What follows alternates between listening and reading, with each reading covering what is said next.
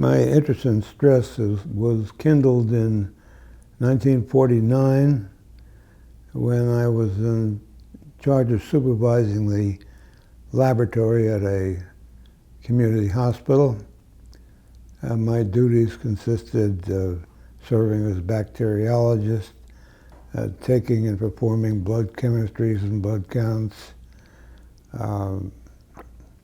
helping the pathologist prepare his slides, taking electrocardiograms, and so forth.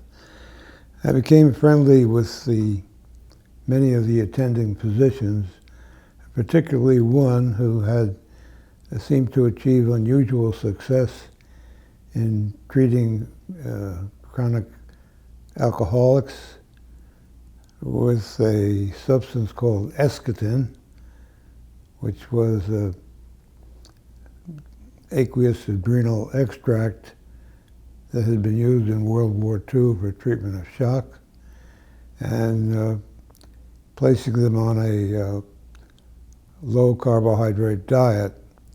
His theory was that the stress of chronic alcoholism had depleted adrenal cortical hormones, and this resulted in recurrent episodes of low blood sugar that led them to crave alcohol.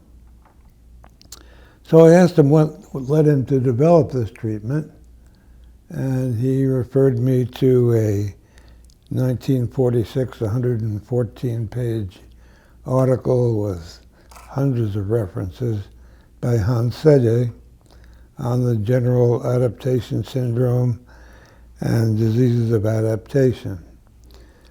This included Selye's classification of adrenal hormones into three types: glucocorticoids that affected carbohydrate metabolism and inflammation, mineralocorticoids that cause salt and water retention, and testoids, which had weak androgenic effects.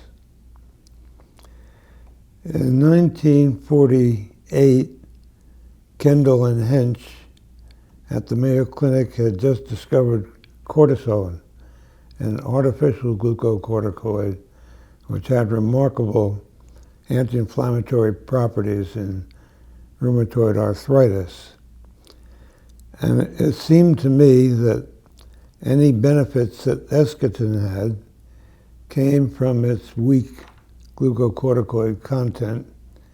And I wrote to Selye and asked him about this and told him I was interested in seeing whether or not giving cortisone instead of eschaton would be beneficial. I was very surprised to receive a cordial response.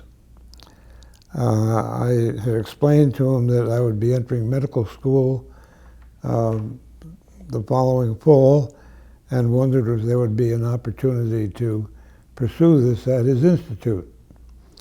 So I was surprised to receive a very polite, pleasant response, indicating that he would look into it and get back to me. So I was halfway through my first year of medical school when I heard from him and got a fellowship that summer. In 1950, of course, Selye publishes a magnum opus, Stress, which was highly publicized, controversial, and attracted so much attention that he decided to have an annual report on stress every year after that to deal with some of the criticism as well as the praise and to indicate what new directions he was taking.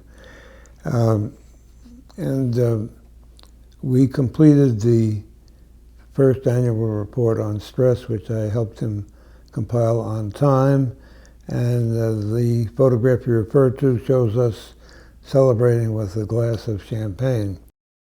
10,000 books were printed with the same rich red buckram leather binding of Stress, and despite the $14 cost, which would be about $160 today, they sold out almost immediately.